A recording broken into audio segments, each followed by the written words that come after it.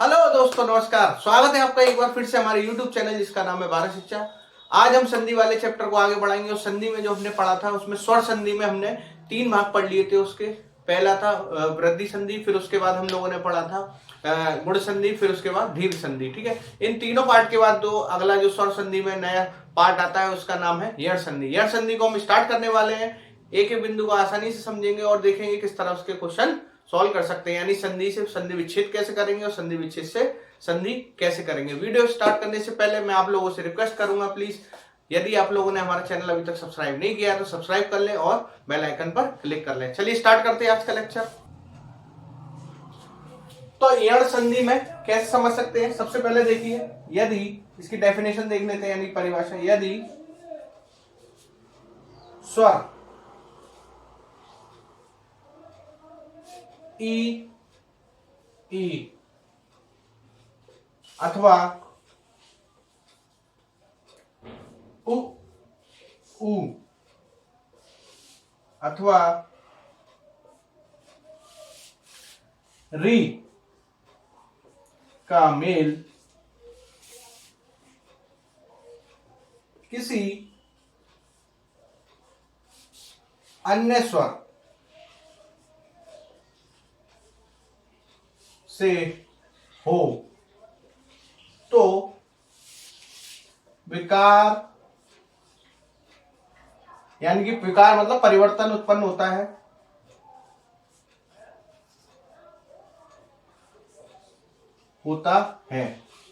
अर्थात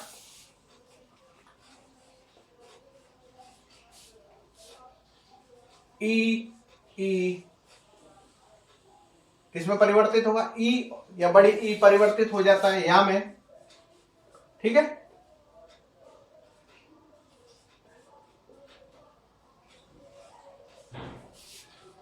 उ या उ किसमें परिवर्तित होता है, वो वा में परिवर्तित हो जाता है।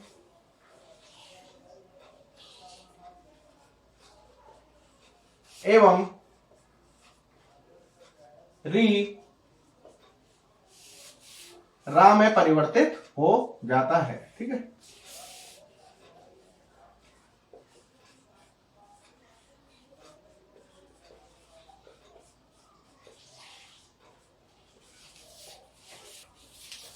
तो इसकी डेफिनेशन से हमने उसका फॉर्मूला यानी ट्रिक निकालेंगे। वो क्या निकलेगी अपने पास ट्रिक, यानी कि अगर ई या ई लिखा हो, उ या उ लिखा हो और री लिखा हो, तीनों का क्रमशः किस प्रकार से हम विकार उत्पन्न करेंगे। ई का अगर किसी अन्य स्वर से मेल हो तो ई जो है वो किस में परिवर्तित हो जाता है, वो परिवर्तित हो जाता है या में। उ और उ का उ या उ में से किसी एक का अन्य स्वर से मेल होता है तो ये वा में परिवर्तित हो जाता है। और री का किसी अन्य स्वर से मेल होता है तो ये रा में परिवर्तित हो जाता है। तो यड़ संधि की डेफिनेशन इस प्रकार समझ सकते हैं और इसका फॉर्मूला जो है एग्जाम में आपको इस तरह से याद रखना है, यानी कि आसानी से आप इसको ट्रिक से माध्यम से भी याद रख सकते हैं। यानी कि ई का अगर आ या आ से मेल होता है तो या में चेंज हो जाता है। उ का आ या आ में परिवर्तन, आ या आ से मेल होता है तो वो बा में, तथा री का जब मेल आ या बड़ा आ से होता है तो वो रा में परिवर्तित हो जाता है। तो यड़ संधि का उदाहरण हम देख लेते हैं। जैसे हमने पहले लिया इत्यादि, इत्यादि। अगर इसका मैं संधि विच्छेद करूंगा तो अपने पास बनेगा इति धन आदि। ठीक है, इस प्रकार आप समझ सकते हैं इति धन आदि, यानी कि इसमें आप देखेंगे ता पर किसकी मात्रा है, छोटी ई की। धन, इस पर हमें दूसरा स्वर क्या मिल रहा है, बड़ा आ। और मैंने बताया था अभी यड़ संधि परिभाषा में, ई अन्य स्वर से मिलकर क्या बन जाता है, या। ठीक है, तो आप देख सकते हैं इसमें ई धन आ या मिल गया अपने पास। ठीक है, तो ये आ है, इसकी ई की मात्रा और आ मिलकर अपने पास या का फॉर्मेशन हो रही है या बन रहा है। ठीक है, इसी प्रकार अगर हम इसको समझना चाहें, जैसे हमने लिखा इति धन आदि, इसका अगर मैं संधि करूं यानी कि इनको जोड़ूं तो समझने के लिए मैं देख लेता हूं। इति धन आदि को हम सॉल्व करके यानी कि इसका संधि करेंगे तो बन जाएगा इत्यादि। तो इसको समझने के लिए अगर क्वेश्चन में पूछता है कि इत्यादि में कौन सी संधि है, तो इसका हम संधि विच्छेद कैसे करेंगे। तो सबसे पहले देख लीजिए, इसमें से हमें क्या निकालना है, या बाहर निकाल लेते हैं। ठीक है, अब इस या को किस तरह तोड़ सकते हैं हम, या हलंत धन आ।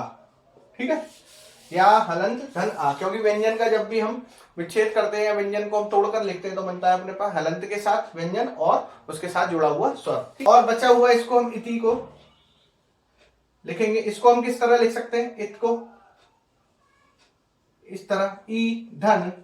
अब इसमें ता है, इसके साथ या तो छोटी की मात्रा आएगी या बड़ी की मात्रा आएगी। तो इसमें हम दोनों का मिला के देख लेते हैं, इति अन्यथा इति, दो ही अपने पास इसके फॉर्मेशन आएंगे, क्योंकि हमने देखा था ई धन आ मिलकर या बनता है। तो या को अगर हमने तोड़ा तो आया या धन आ, तथा इससे पहले क्या ई आना चाहिए, या तो छोटी ई आएगी या बड़ी ई। तो दोनों के साथ मात्रा लगा के देख ली हमने, ई ती या ई ती। तो इसका कोई इति अपने वर्ड सॉरी शब्दों में कोई होता नहीं है ती नाम का, इसलिए हम कौन सा शब्द लेंगे, इति। ठीक है, तो इसका जो विच्छेद आएगा, इति धन आदि। ठीक है, समझ में आ गया होगा। तो मात्राओं को मेल करके देखते हैं, छोटी ई की मात्रा लगा के देखेंगे, एक बार बड़ी की मात्रा लगा के देखेंगे। इसी प्रकार उ वाले शब्द भी देख लेंगे हम। ठीक है, तो इसका जो संधि विच्छेद आएगा इत्यादि का, वो आएगा इति धन आदि। आप देख भी सकते हैं, ई के साथ आ मिलकर या बन रहा है। दूसरा एक उदाहरण देख लेते हैं हम, मधवरी।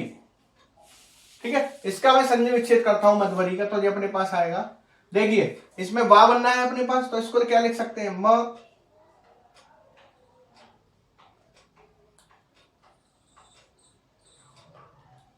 और वा, इस वाले पार्ट को हम क्या लिख सकते हैं, वा को लिख सकते हैं हम व धन आ। ठीक है, तो देख सकते हैं आ का मेल इससे होगा। ठीक है, अपने पास वा की प्राप्ति हो रही है, तो इसको हम क्या लिख सकते हैं, आ का मेल या तो इसके साथ छोटे ऊ की मात्रा से होगा या बड़े ऊ की मात्रा से, यानी कि ऊ से होगा या फिर बड़े ऊ से होगा। तो ठीक है, मां के साथ हम दोनों मात्रा मिला के देखेंगे, ऊ की और ऊ की। जैसे इसमें ता के साथ हमने छोटी की मात्रा और बड़ी की मात्रा मिला के देखी थी, इसलिए मां के साथ मिला के देखेंगे, मधु और मधु। ठीक है, शब्दकोश में अपने पास इसका कोई अर्थ नहीं है, इसलिए इसका क्या बन जाएगा, मधु धन मधु धन या मधु धन अरि। ठीक है, तो मधु धन अरि मिलके क्या बन जाएगा अपने पास, मधुवरी। ठीक है, अगला जो संधि है वो है अयादि संधि। तो इसको किस तरह समझेंगे हम, यदि स्वर ए आए ओ आओ का मेल अन्य स्वर से हो तो उत्पन्न विकार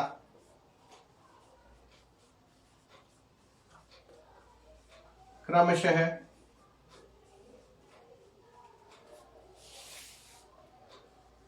आए आए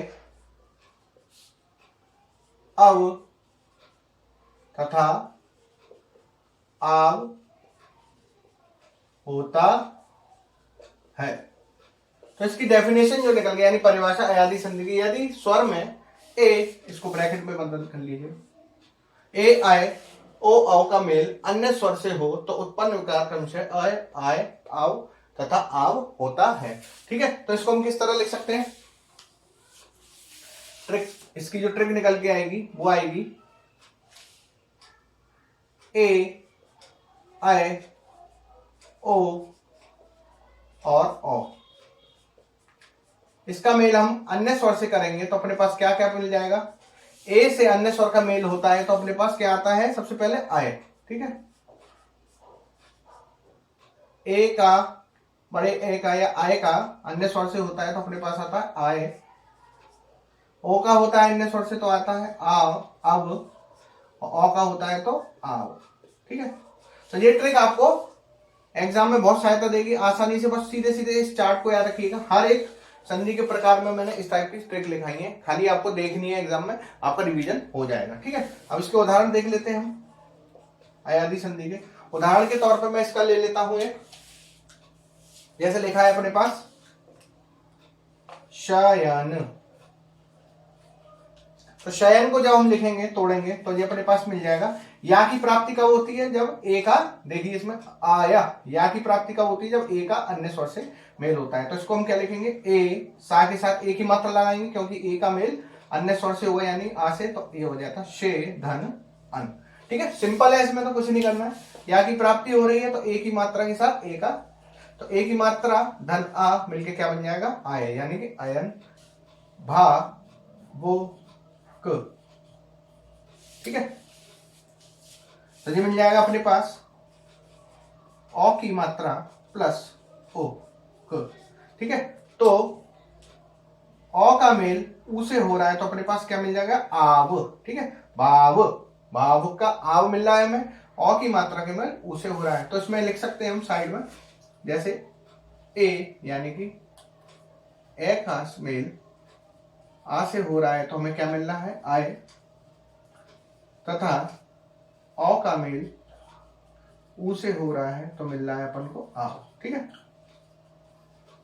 इस तरह हम अयादी संधि के उदाहरण को भी समझ सकते हैं। तो आज जो है स्वर संधि पूरी समाप्त हो चुकी है। इसमें हमने सारे देख लिए हैं, दीर्घ, वृद्धि, गुण, यण, अयादी, पांचों के पांचों देख लिए हमने संधि। नेक्स्ट जो आएगा अपने पास वो आएगा व्यंजन संधि, उसको हम नेक्स्ट लेक्चर में पढ़ेंगे। अगर आपको हमारा वीडियो पसंद आ रहा हो तो प्लीज सब्सक्राइब जरूर करना है चैनल को। नेक्स्ट लेक्चर में हम व्यंजन संधि स्टार्ट करेंगे, उसके बाद अपने पास विसर्ग संधि बचेगी, उसको भी हम खत्म करेंगे। और सब में मैं ट्रिक बताता चलूंगा। लास्ट में हम इन सब पे कुछ क्वेश्चन भी करेंगे जो एग्जाम में दृष्टि से बहुत ज्यादा महत्वपूर्ण है, और आपको भी ट्रिक के साथ हम समझाएंगे किस तरह कर सकते हैं। तो नेक्स्ट लेक्चर में फिर मिलेंगे, तब तक के लिए हमें इजाजत दीजिए। Thank you.